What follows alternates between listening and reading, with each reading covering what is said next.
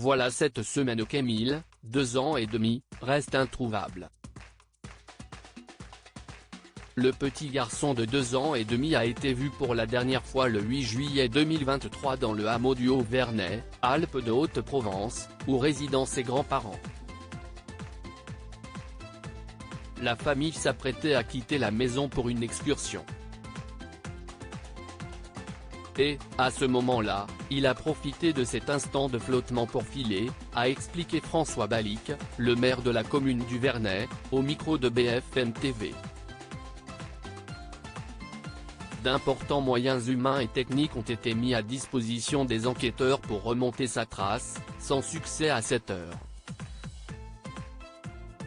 Toutes les hypothèses restent d'actualité, affirmait à la presse le procureur Rémy Avon le mois dernier. L'enfant aurait été aperçu pour la dernière fois vers 17h15 dans la pente qui sépare la maison familiale d'un lavoir.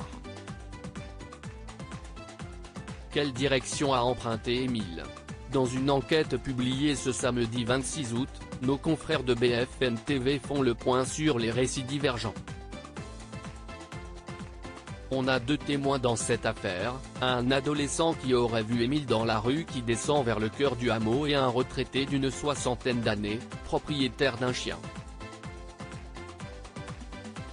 Les 2 affirment avoir vu Émile au moment où il a disparu, rapporte la journaliste du Parisien, Ève Chancel. 2 témoins oculaires pour 2 versions radicalement différentes. Il y en a un qui aurait vu Émile descendre vers le cœur du village et l'autre monter vers là où les enfants ont leur cabane, rapporte notre consoeur. Si est à flanc de coteau, il y a une falaise. Un lieu très dangereux pour un enfant en bas âge.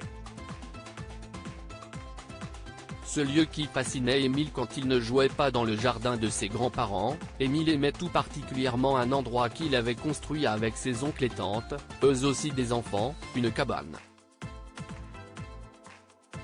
Et s'il avait voulu retourner de lui-même dans ce lieu éloigné qui le fascinait tant? Selon BFM TV, aucune trace du petit garçon n'a pourtant été retrouvée à proximité.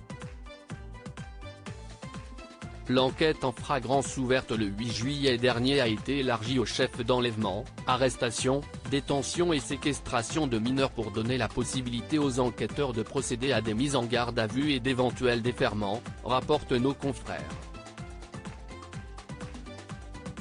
La famille du garçon, elle, s'est constituée partie civile, une démarche permettant notamment d'avoir accès au dossier par l'intermédiaire d'un avocat.